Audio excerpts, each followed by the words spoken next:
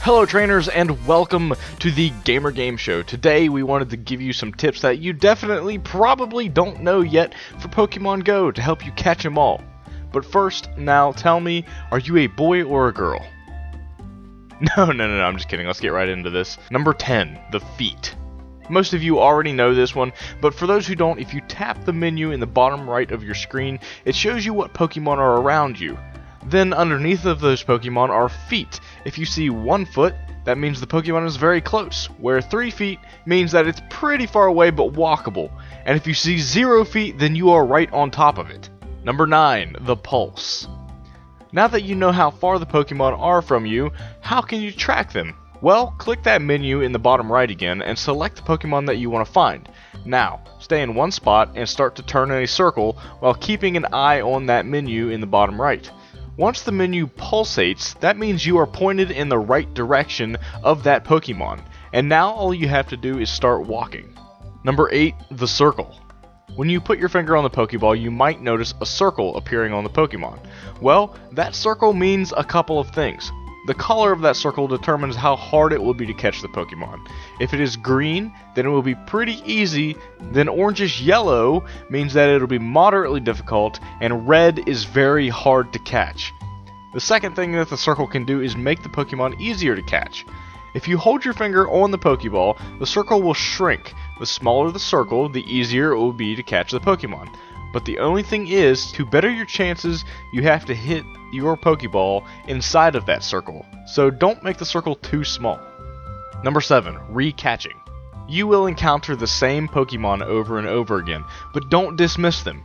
In order to level up and evolve your Pokemon, you need that Pokemon's candies, and the only way to get them is to catch Pokemon of that same type. So, if you're trying to evolve your Pidgeotto into a Pidgeot, then catch a bunch of Pidgeys and transfer them to the professor for extra candy. Catching them will normally give you 3 candies, and the transfer will give you 1, so each Pokemon is about 4 candies. Number 6, disable your AR. The augmented reality function on Pokemon Go is one of the coolest aspects of the game, but it has a lot of disadvantages as well. Turning off the AR makes it way easier to catch Pokemon because distance and the position that you camera in doesn't matter anymore, so the Pokemon won't move around as much. And it also helps to save on your battery life when you turn off AR. Number 5, level up before evolving. It's tempting to hit that evolve button as soon as you get enough candies to do it, but you should really wait. There is a crescent-shaped bar above your Pokemon's head that shows their maximum level, or CP.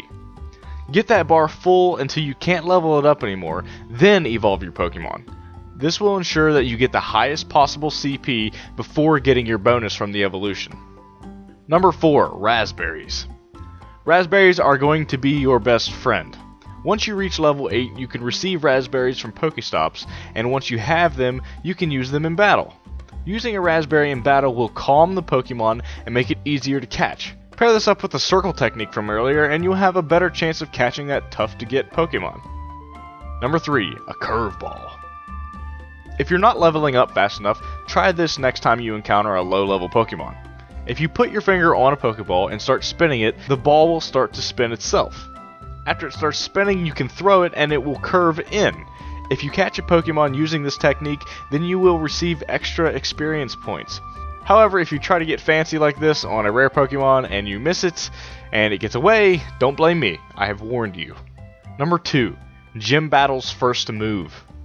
Okay, so by now most people know how to gym battle. You dodge, attack, and use your special. Well, according to statistics so far from players, the first move that you should do in a gym battle is a dodge.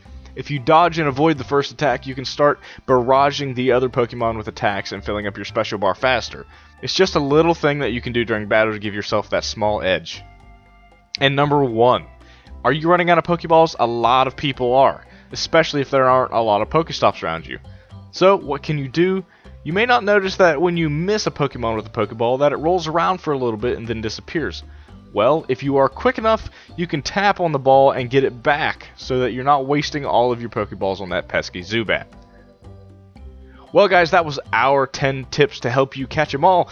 Try these out and let us know how they work down in the comments below. And if this video helped you out at all, please drop us a like and consider subscribing for more videos just like this one. Thank you guys so much for watching, and we'll see you next time here on the Gamer Game Show.